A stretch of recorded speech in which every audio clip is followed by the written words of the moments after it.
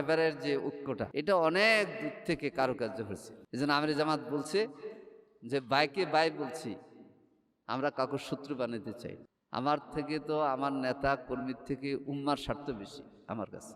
আপনারা বড় পর্যালোচনা করবেন যে শেষ মুহূর্তে এসে ঐক্যের ক্ষেত্রে যা ঘটল, আপনারা পর্যালোচনা করে দেখবেন যে আমাদের ঘাটতি আছে কিনা, এটা আমাকে জানাবেন। আমি তো দেখি যে আমাদের তাহের ভাই অসুস্থ হয়ে গেছে। এখন উনি বলছেন যে আমরা ৪৫ আসন প্লাস ৫ আসন পর্যন্ত গিয়েছি, যে আমরা সবাইকে নিয়ে ইলেকশন করব। বাংলাদেশের রাজনীতির একটা নিয়ম আছে না, যে কোন দল কয়টা আসন পেতে পারে, এটা রাজনীতির লজিক আছে। আমরা সর্বোচ্চ চেষ্টা করেছি এবং আমি সহ আমরা সবাই মিলে বলেছি যতটুকু ছাড় দেওয়া যায়। তার ভাই বলতেছিল যে ১৭৯ আসন যখন জামাতের নামে আসলো, সে রাত্রে আমার ১ মিনিট ঘুম হয় নাই এই চিন্তা যে প্রধান বিরোধী দল হওয়ার মতো আসন আমরা পাবো কিনা। কারণ ১৭৯ রিক্সে চলে যায়, তারপরে তো ছেড়ে দিচ্ছে আমাদের ১২০ আসন, ১২১ আসন, তারপরে তো ঐক্যটা ধরে রাখা পরে সম্ভব হয়নি। তারপরেও আল্লাহর উপর ভরসা করে আমরা ইলেকশন করেছি, কাজ করেছি। এই জন্যে ঐক্য রক্ষার ক্ষেত্রে আমাদের পক্ষ থেকে কোনো নেগেটিভ ভূমিকা যাবে এটা সংগঠন মনে করে না, এবং আপনারাও সেক্ষেত্রে সজাগ থাকবেন ইনশাআল্লাহ। জাতীয় নির্বাচন সম্পন্ন হওয়ার পর আজকে আপনাদের ধারাবাহিক প্রোগ্রাম আবার শুরু হলো। তা আপনারা সবাই একত্রিত হয়েছেন, কালেমাতে শুকর আলহামদুলিল্লাহ। মূলত ইসলাম এবং ইসলামী আন্দোলনকে বাংলাদেশের মানুষের কল্যাণে নিবেদিত করে একটি ইনসাফপূর্ণ রাষ্ট্র কায়েম করার জন্য আমরা কাজ করে যাচ্ছি। দিন কায়েমে, ইনসাফ রাষ্ট্র প্রতিষ্ঠায় উলামায়ে কেরামের অবদান একবার প্রথম ভাগে। সেজন্যে আল্লাহ তাআলা বাংলাদেশে এই নির্বাচনের মাধ্যমে একটা সুন্দর সুযোগ দিয়েছে। ৬৮ জন সংসদ সদস্য আমরা পেয়েছি। এর মধ্যে একটা নোটে আসছে ২৪ জন আলেম। এটা তো বাংলাদেশের ইতিহাসে এই সংখ্যাটা প্রথম না। ১৯৯১ সালের ১০ জন ছিলেন। সাইদি সাহেব সংসদে ছিলেন না, নিজামী সাহেব, সোবান সাহেব ছিলেন। ইনশাআল্লাহ বাংলাদেশে এমন সময় তো আসবে যে বাংলাদেশের সংসদে ১ থেকে ১৫০ আলেম সংসদ সদস্য হবে। তখন যে প্রশ্ন করতেছেন সংসদে নিয়ে বিভিন্ন কিছুর বিচ্ছুতি দূর করা, এটা সম্ভব হবে না? সম্ভব হবে। আমি কয়েকটা বিষয় আলোচনা করে শেষ করব।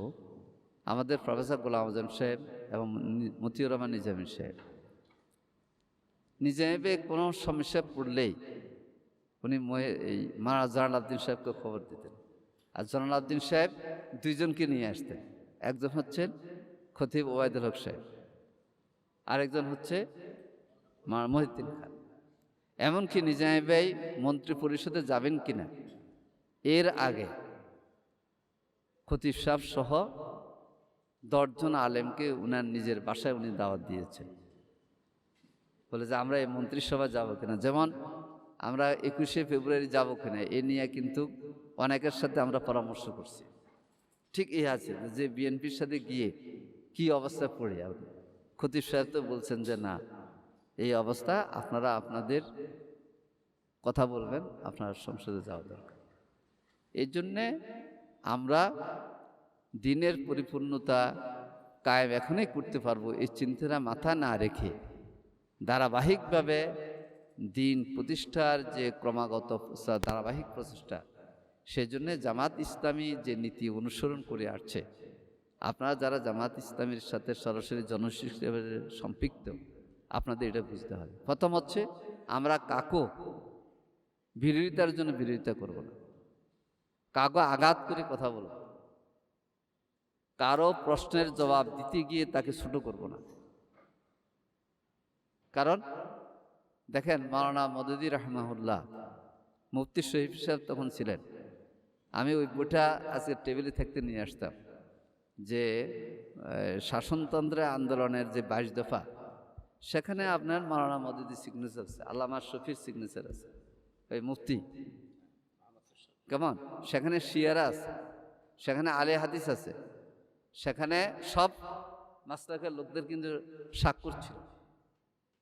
এটা যদি 50 বছর আগে বা 80 বছর আগে হয়, এখন বাংলাদেশে পারবো না কেন? আমরা পারতে হবে। আর পারাটা অন্যরা ব্যর্থ করে দিবে। যেমন এবারের যে ঐক্যটা, এটা অনেক দূর থেকে কারুকার্য হয়েছে, এটা আমরা বলবো। এই জন্য আমির জামাত বলছে যে বাইকে বাই বলছি, আমরা কাউকে শত্রু বানাতে চাই। কি বলে? আমরা তো উম্মার সাথে কথা বলবো। আমার থেকে তো, আমার নেতা কর্মীর থেকে উম্মার স্বার্থ বেশি আমার কাছে। কি বলে? উম্মার জন্য যেটা ক্ষতিকর এটা বলবো কেন? যেমন একজনে প্রশ্ন তুলেছেন যে শাপলার খুনিদের বিচার যারা চায় না তাদেরকে ভোট দেওয়া জায়েজ, আর জামাত ইসলামীকে ভোট দেওয়া হারাম, এই কথা কি হইল? কথা তো আসছে। তো সেজন্যে আপনারা অনেক সময় মনক্ষুণ্ণ হন যে অমুকে হারাম ফতুয়া দিচ্ছে, অমুকে আমাদেরকে, এটা আমরা সহজভাবে নিই। তবে যুক্তি, এলমি তাকাদার মধ্য দিয়ে আমরা আমাদের আন্দোলনের লক্ষ্যে পৌঁছার জন্য আমরা চেষ্টা করব ইনশাআল্লাহ। এটা মনে রাখবেন। গোলাম আজম সাহেব অত্যন্ত শরীফ মানুষ ছিলেন। পল্টনে বসে উনি মাওলানা ফজলুল করিম সাহেব, ওয়াদুল হক সাহেব, আল্লামা আজিজ হক সাহেব একসাথে মিটিং কথাবার্তা বলছেন, কিন্তু মানে ঐক্যের জন্যে কতটুকু ভূমিকা অতীতে আমাদের দায়িত্বশীলরা রেখে গিয়েছেন। আপনারা বড় পর্যালোচনা করবেন যে শেষ মুহূর্তে এসে ঐক্যের ক্ষেত্রে যা ঘটল, আপনারা পর্যালোচনা করে দেখবেন যে আমাদের ঘাটতি আছে কিনা, এটা আমাকে জানাবেন।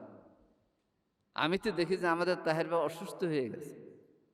এখন উনি বলছেন যে আমরা 45 আসন প্লাস 5 আসন পর্যন্ত গিয়েছি, যে আমরা সবাইকে ইলেকশন করব। বাংলাদেশের রাজনীতির একটা নিয়ম আছে না, যে কোন দল কয়টা আসন পেতে পারে, এটা রাজনীতির লজিক। আমরা সর্বোচ্চ চেষ্টা করেছি, এবং আমি সহ আমরা সবাই মিলে বলেছি যতটুকু ছাড় দেওয়া যায়। তার ভাই বলতেছিল যে 179 আসন যখন জামাতের নামে আসলো, সে রাত্রে আমার 1 মিনিট ঘুম হয় নাই, এই চিন্তা যে প্রধান বিরোধী দল হওয়ার মতো আসন আমরা পাবো কিনা। কারণ 179 রিক্সে চলে যায়, তারপরে তো ছেড়ে দিচ্ছে আমরা 120 আসন, 121 আসন, তারপরে তো ঐক্যটা দরি রাখা পরে সম্ভব হয়নি। তারপরেও আল্লাহর উপর ভরসা করে আমরা ইলেকশন করেছি, কাজ করেছি। এই জন্যে ঐক্য রক্ষার ক্ষেত্রে আমাদের পক্ষ থেকে কোনো নেগেটিভ ভূমিকা যাবে, এটা সংগঠন মনে করে না, এবং আপনারাও সেক্ষেত্রে সজাগ থাকবেন ইনশাআল্লাহ। তবে বিভিন্ন বিষয়ের একটু সুন্দর জবাব আপনাদের দিতে হবে, জবাব দিতে হবে। এই যে মনে করেন বলে যে মধুদিবাদ, আচ্ছা বলেন যে কতদিন, এই গত 1 বছরে আমি কবার মধুদিবাদের কথা বলছি? পরিষ্কার নিজামী ভাই বলে দিয়েছেন যে মাওলানা মওদুদী আমাদের আকীদার এবং ফিকহের ইমাম নন।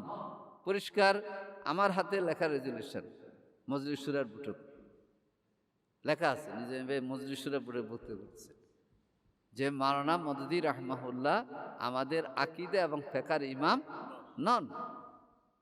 তিনি দার্শনিক, ইসলামী চিন্তাবিদ, ইসলামী রাষ্ট্র ব্যবস্থা এবং সারা বাংলাদেশে কি হবে এটা উনি করেছেন। তো এই দিকগুলোর সামনে রেখে আমরা আগাবো ইনশাআল্লাহ। আল্লাহ তাআলা আমাদের সকলকে ঐক্যবদ্ধভাবে ভূমিকা পালনের তৌফিক দান করুন, আমাদের ভুল ত্রুটি মাফ করুন।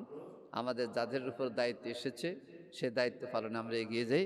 সুবহানাকা আল্লাহুম্মা বিহামদিক আশহাদু আল্লা ইলাহা ইল্লা আনতা আস্তাগফিরুকা ওয়া আতুবু ইলাইক।